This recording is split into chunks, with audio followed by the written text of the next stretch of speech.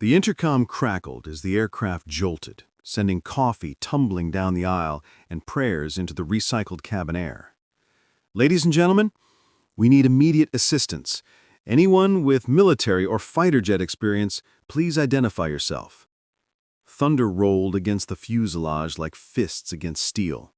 Row numbers glowed in the flickering cabin lights. In seat 39C, a man with shaggy brown hair, a scruffy beard, and a worn jacket too thin for the airplane's chill lifted his head. For a heartbeat, he didn't move. Then the 747 dropped again, oxygen masks shaking in their panels, and somewhere a child called for a father who wasn't there. Ethan Cole hadn't planned to be on this flight. That morning, a gate agent at a charity shelter he'd volunteered at pressed an unused voucher into his palm. It expires tonight. If you can get to Chicago, there's work waiting. The agent's eyes were kind, in a way that saw what others didn't. Ethan stowed his pack under the seat, folding into himself, invisible on purpose. The intercom crackled again, thin now, almost pleading. Any fighter, pilot, Air Force, Navy, please. A man in first class half stood, a suit that cost more than apartments. I've flown dozens of times in Gulfstreams. I can help. A flight attendant sprinted to him. Sir, we need military experience. Flying is flying, he said, voice firm. Another jolt cut him off, luggage doors rattling like bells of warning. Ethan swallowed hard. He didn't want to move. He didn't want to remember. His hands, though rough and calloused, still held muscle memory of throttles, trim wheels, and whispered checklists. Please, the intercom begged. The co-pilot, name tag reading Lucas Hayes, looked barely 30, sweat gleaming on his young face. The captain slumped forward, mask at his mouth, eyelids fluttering. Hypoglycemia? Lucas stammered. Maybe a seizure. I can't raise ATC. The Sweathers... Ethan's hands found the back of the seat in front of him, as though yesterday's storm still lived in his fingers. First, breathe. Then tell me what you've got. Lucas glanced at the panels. Mock dust, crosswind shear severe, storm cells. It's bad. Okay, Ethan said softly. He silenced the non-critical chime. We're not beating this squall line. We go through and down. Lucas looked startled by the calm, then nodded. Through, he repeated, as if testing the word.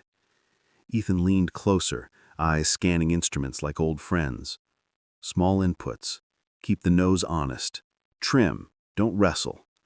In the cabin, passengers exhaled, as if a single lung fed the flight. Some prayed aloud. A teenager recorded, hands shaking. Air National Guard, KC-135, Ethan said low. Lucas's gaze held him. The flight attendant nodded. Come with me, she said, clearing a path. In the cockpit, alarms pinged and lights flickered. Ethan guided Lucas through the steps, not taking control, just steadying him. Look at that notch. Between the cells, that's our window. Take it now, or get torn apart worse.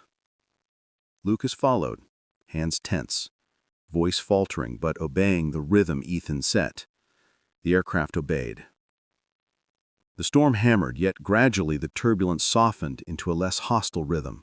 Passengers leaned into seatbacks, whispering prayers or murmurs of hope. A mother clutched her child. An elderly woman pressed hands together, murmuring a quiet hymn. Somewhere near row 18, a boy whispered, "Is he a hero?" His mother shushed him, tears tracing her cheeks. Try the Air National Guard frequency. If not, relay through another aircraft. Lucas's voice steadied as he followed the instructions. Slowly, the radios cleared. Flight level 350, severe cells. Then a thinner layer, a path they could navigate. Down 1,000, slow to 300 knots. Taste the layer beneath. Ice formed briefly, sparkling on the windshield, then shed away like it had never been. Lucas allowed himself a small, reluctant smile. You talk like your old chief, Lucas said, voice lighter. Not lately, answered Ethan.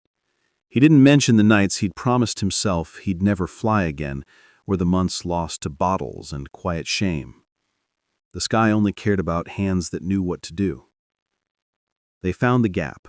Calm replaced chaos incrementally. "Good," Ethan said. "Now steady. Watch your trim, don't fight the air." In the cabin, passengers whispered relief. A first-class man's wife touched his sleeve, comfort finding a small space. A boy across the aisle pressed his forehead to the window, tracing raindrops like tiny victories. Lucas checked fuel, flight plan, alternates. Chicago is fine, with reserves. Providence or Milwaukee if needed.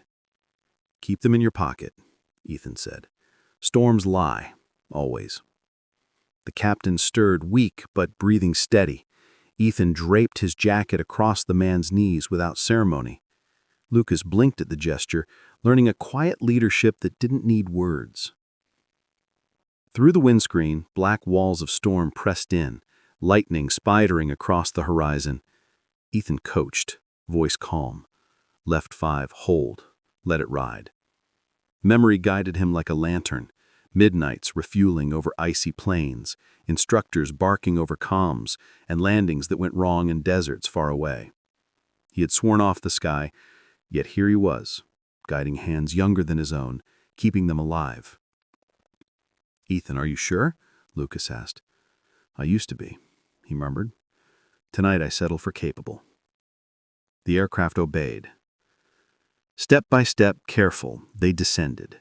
Rain softened, the black horizon revealing hints of lighter grays.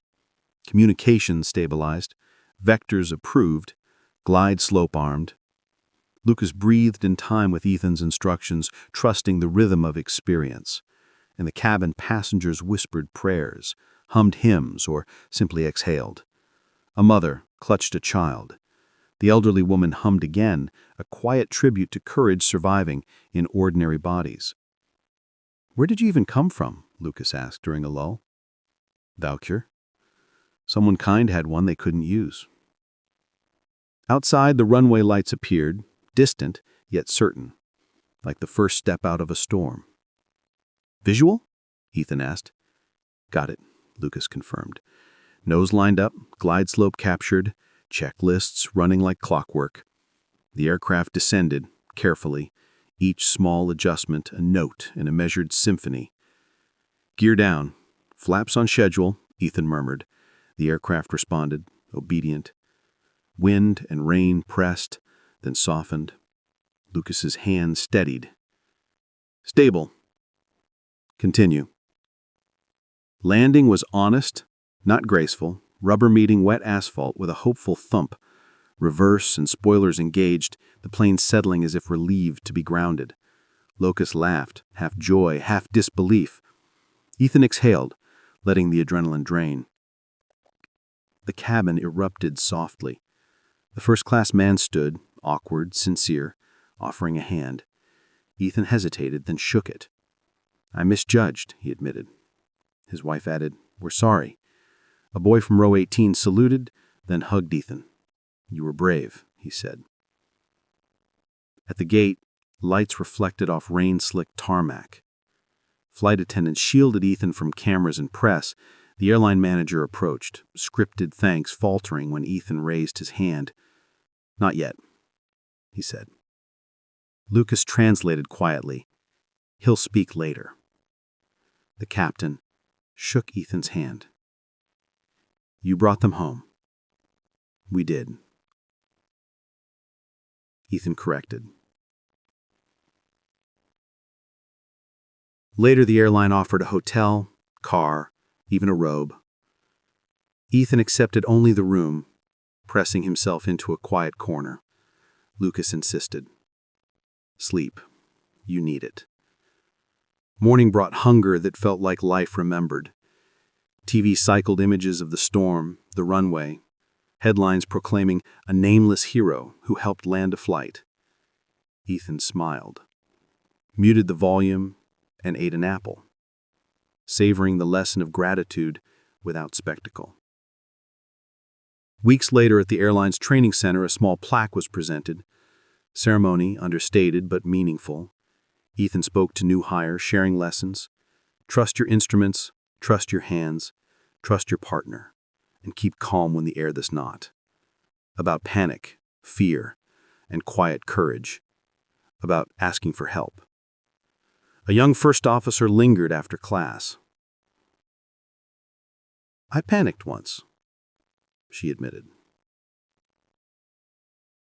"Same," Ethan said. "Panic is just fear running fast. You can walk it." The press called again, offering interviews. Ethan agreed to one in the community center where he had volunteered. He wore his jacket without apology. Heroism is just doing the next right thing, even if your hands are dirty. Vouchers allowed him to reconnect with old friends, help in kitchens, fix squeaky doors, and spend time teaching. Ordinary acts, small ripples of kindness, Tangible in lives touched. At Logan, watching planes take off in rhythm with the harbor, Lucas joined him with coffee. "Thought you might be here," he said. "The sky?" Ethan asked. "No, bringing people home," Lucas replied. Ethan closed his paperback, shoulder pack heavy with quiet satisfaction. "Sometimes that's enough," he said. Lucas nodded. They shook hands, a ritual of mutual trust, respect, and shared history, even if fleeting. In the reflection of the terminal glass, Ethan looked like a man who had been unseen and then briefly, perfectly seen. And for once, that was enough.